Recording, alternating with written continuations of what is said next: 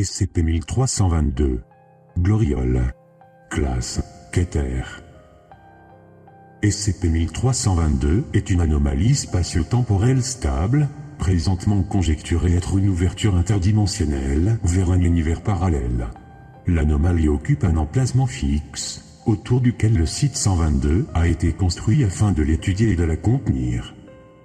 L'anomalie est de forme grossièrement ellipsoïde, mesurant environ 2,5 cm le long de son axe le plus long, horizontal, et environ 1 cm le long de son axe vertical. L'anomalie est bidimensionnelle et coplanaire avec un plan perpendiculaire à l'horizon et orienté approximativement 36 degrés à l'ouest du vrai nord. La matière et l'énergie sont capables de passer à travers l'anomalie à la manière d'un trou de verre traversable. Lorsque les conditions d'éclairage dans l'espace environnant immédiatement l'autre côté du trou de verre le permettent, l'espace de l'autre côté du trou de verre peut être directement observé. Les particules et objets, dont la coupe transversale n'excède pas les dimensions de l'anomalie, peuvent être insérés dans l'anomalie et donc être transportés dans l'univers parallèle.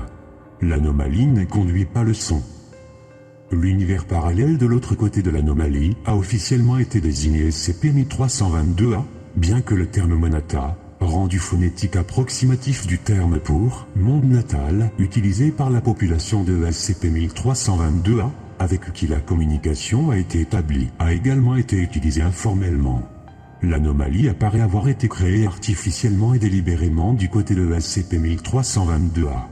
La population de SCP-1322-A semble ne pas avoir connu d'autres succès en ce qui concerne la génération d'autres instances de SCP-1322, ni dans l'altération des dimensions de SCP-1322, ou sa fermeture, malgré les intenses efforts de leur part pour ce faire.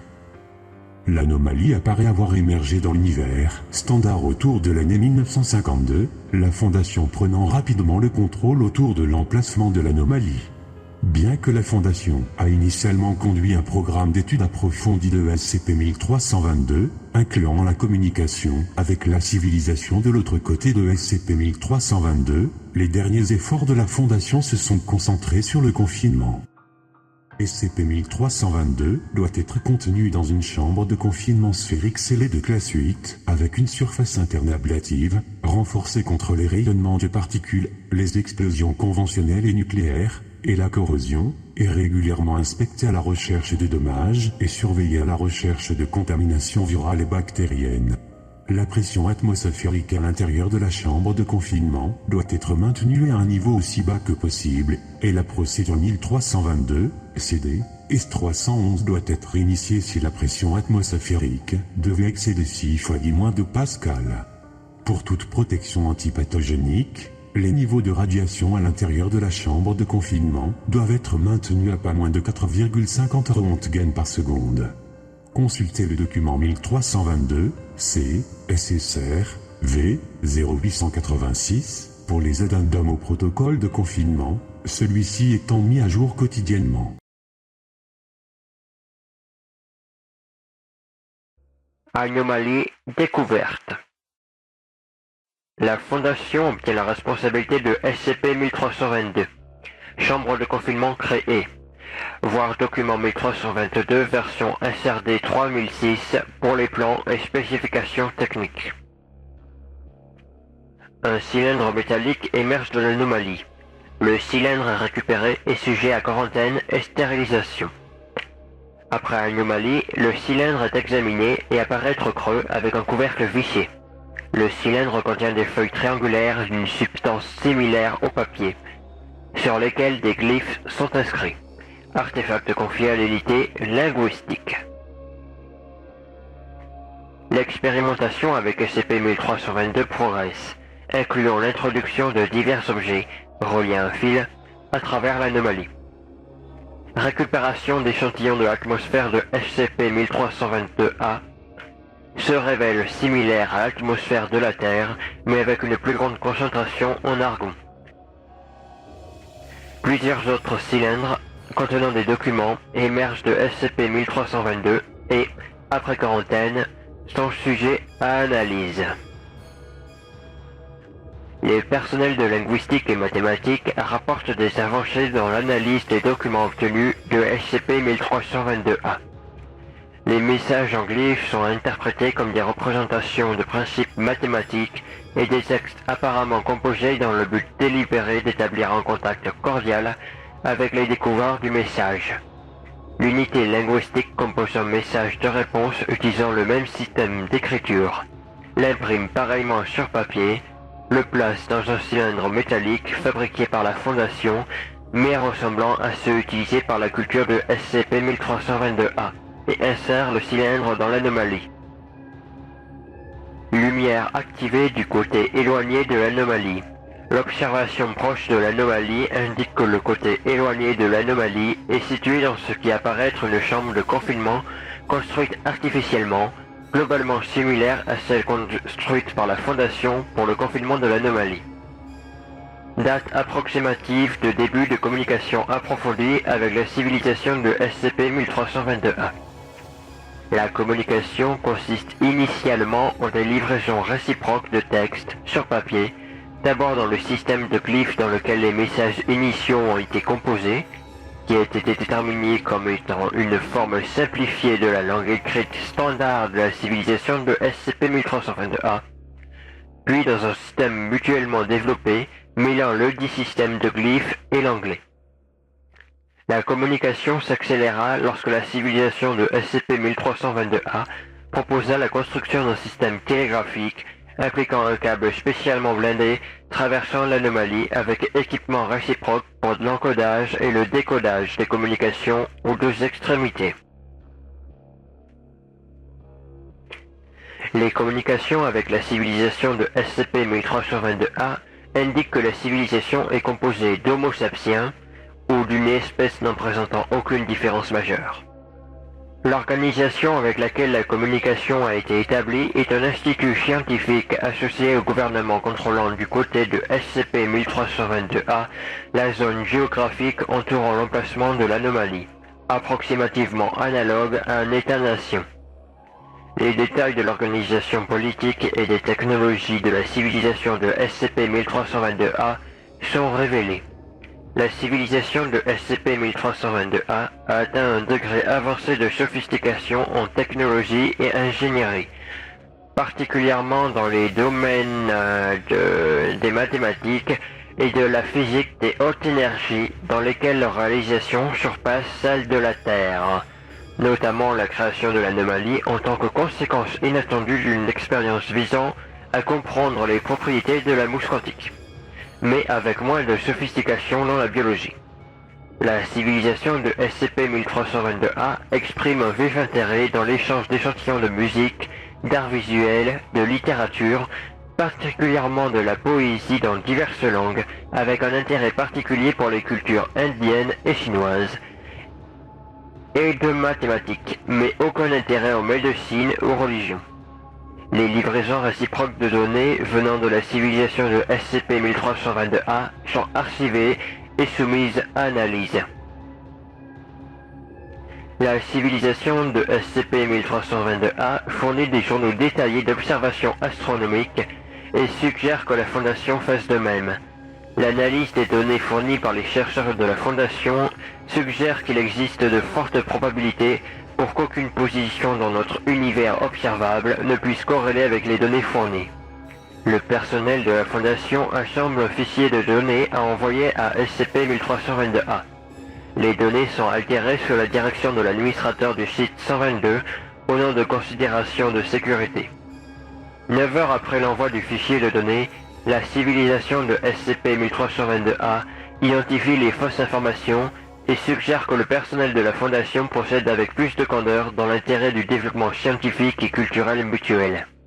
La suggestion est envoyée aux O5 pour considération.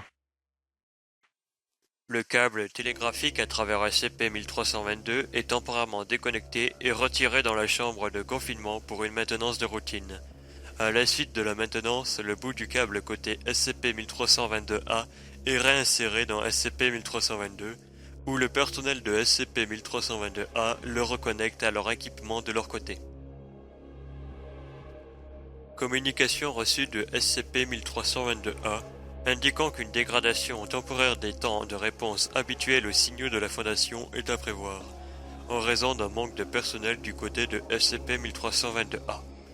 En réponse à une demande, un message est envoyé depuis le côté de SCP-1322-A, indiquant que l'organisation de leur côté de SCP-1322 fait face à une incidence exceptionnelle de maladie chez leur personnel résultant en de l'absentéisme. Message envoyé depuis le côté de SCP-1322-A indiquant que la situation du personnel est revenue à la normale, mais que la maladie s'étend dans la zone géographique des installations de SCP-1322-A. Message envoyé depuis le côté de SCP-1322-A indiquant que le gouvernement local impose des mesures de quarantaine dans le but d'arrêter ce qui selon toute évidence est une épidémie virale de leur côté. En réponse à une offre de la Fondation pour apporter de l'aide, la civilisation de SCP-1322-A envoie un ensemble de données comprenant des données sur la pathologie. Après que des mesures appropriées de quarantaine ont été prises sur le site 122, la Fondation demande à la civilisation de SCP-1322-A d'envoyer un échantillon du virus. L'échantillon est livré à travers SCP-1322 dans une ampoule scellée de manière appropriée, qui est ensuite analysée en accord avec le protocole des maladies contagieuses de classe 5, voire document de référence 03 32 23 40 98. Après analyse, le virus apparaît être une variante bénigne de la grippe. Les chercheurs de la Fondation envoient les données d'analyse à SCP-1322-A ainsi que des suggestions pour la synthèse d'un vaccin et les protocoles d'administration d'inoculation. SCP-1322-A rapporte qu'au moins 8 millions de morts ont été attribués au virus dans le monde entier, environ 0,091% de leur population globale, et que le vaccin développé par la Fondation a été distribué et administré massivement. SCP-1322-A rapporte que l'expansion du virus semble s'être arrêtée et que le nombre de nouveaux incidents liés au virus diminue considérablement. SCP-1322-A rapporte une inoculation mondiale contre le virus. Au cours des communications normales, SCP-1322-A rapporte une baisse inattendue du nombre de grossesses. SCP-1322-A rapporte une chute dramatique des taux de natalité. SCP-1322-A rapporte que les analyses indiquent que la baisse de la fertilité apparaît être un effet secondaire du vaccin fourni par la Fondation.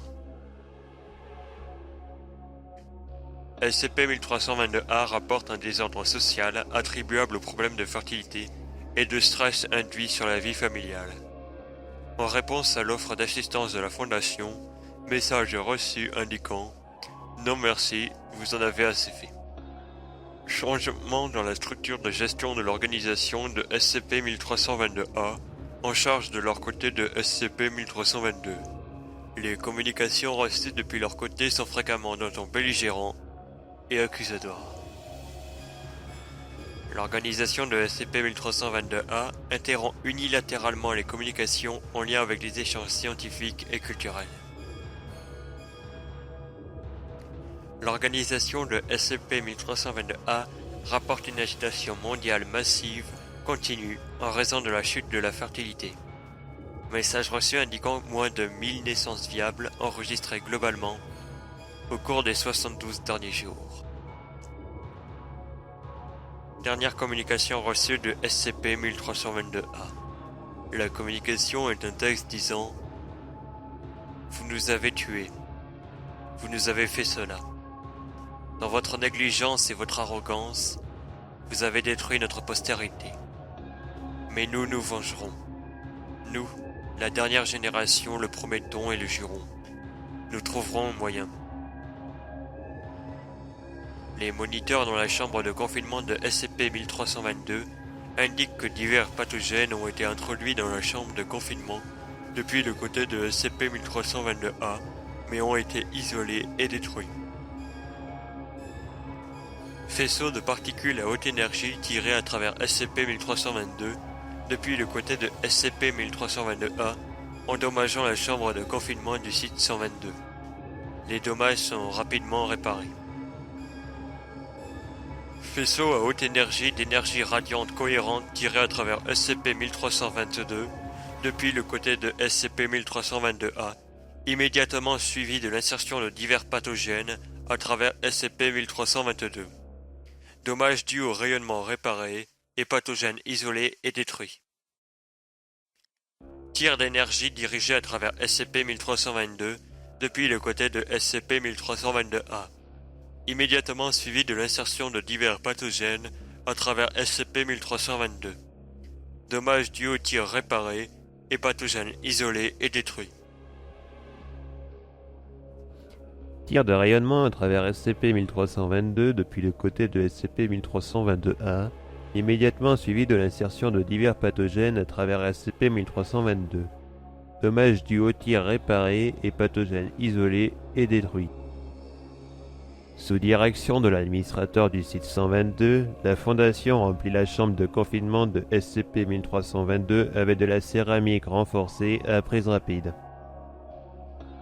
Céramique dissoute par l'introduction d'un solvant inconnu introduit à travers SCP-1322 depuis le côté de SCP-1322-A. Rayonnement de particules à haute énergie tiré à travers SCP-1322 depuis le côté de SCP-1322-A. Immédiatement suivi de l'insertion de nanobots à travers SCP-1322. Dommages dus au tir réparé et nanobots isolés et détruits. Important nombre de nanobots insérés à travers SCP-1322 depuis le côté de SCP-1322-A sur une longue période continue. Dommages à la chambre de confinement dus aux nanobots réparés et nanobots détruits. Barre de fer d'une masse d'au moins 8 kg tirée à travers SCP-1322 depuis le côté de SCP-1322-A à une vitesse estimée à 0,00006 fois celle de la lumière, immédiatement suivie de l'insertion de nanobots à travers SCP-1322. Dommages dus à la barre de fer réparée et nanobots isolés et détruits. Faisceau d'énergie radiante cohérente tiré à travers SCP-1322 depuis le côté de SCP-1322-A sur une période continue de 108 jours. L'énergie totale du rayonnement sur cette période est estimée à plus de 10 puissance 33 électronvolts. Site 122 largement endommagé, mais les pathogènes et nanobots introduits à travers SCP-1322 après la cessation du rayonnement d'énergie sont contenus avec succès. Appareil inséré dans la chambre à travers SCP-1322 depuis le côté de SCP-1322-A. L'appareil est activé et au cours d'une période de 40 minutes chauffe l'atmosphère à l'intérieur de la chambre de confinement pour la transformer en un plasma surchauffé qui endommage la chambre de confinement. Plasma évacué avec succès de la chambre et protocole de confinement modifié afin d'inclure le maintien de la pression atmosphérique au quasi-vide. Bombe thermonucléaire miniature d'une conception imparfaitement comprise introduire à travers SCP-1322 depuis le côté de SCP-1322-A et détonné. Site 122 largement endommagé, mais pathogènes et nanobots introduits à travers SCP-1322 après détonation sont contenus avec succès. Fluide corrosif pompé dans la chambre de confinement à travers SCP-1322 depuis le côté de SCP-1322-A à une pression extrêmement élevée. La pressurisation du fluide continue après que la chambre est remplie, résultant en des dommages à la chambre de confinement. Pathogènes et nanobots introduits après le retrait du fluide, détruits avec succès et installation réparée. Sous la direction de l'administrateur du site 122, une sonde miniature contrôlée à distance est placée dans la chambre de confinement et dirigée vers SCP-1322. Lorsque la sonde arriva à 3 mètres de SCP-1322, une série de barres de fer, chacune d'une masse d'au moins 8 kg, ont été tirées à travers SCP-1322 à une vitesse élevée, comparable à celle observée dans l'incident de janvier 1994. Les barres ont détruit la sonde et causé d'importants dommages au site 122 qui a été rapidement réparé. Gaz de composition inconnu introduit dans la chambre à travers SCP-1322 depuis le côté de SCP-1322-A sous pression. Après introduction, une substance supplémentaire a été introduite à travers SCP-1322, résultant une transformation extrêmement rapide du gaz en un solide présentant une séparation intermoléculaire plus grande que le gaz, qui exerce une pression sur la paroi de la chambre, résultant en d'importants dommages. Les solides s'évaporent ensuite rapidement, à la suite de quoi des pathogènes et des nanobots sont introduits. Pathogènes et nanobots détruits et installations réparées. Plusieurs bombes thermonucléaires miniatures introduites à travers SCP-1322 depuis le côté de SCP-1322-A et détonées, suivies de plusieurs tirs de rayonnement de particules à haute énergie à travers SCP-1322 depuis le côté de SCP-1322-A à de multiples angles.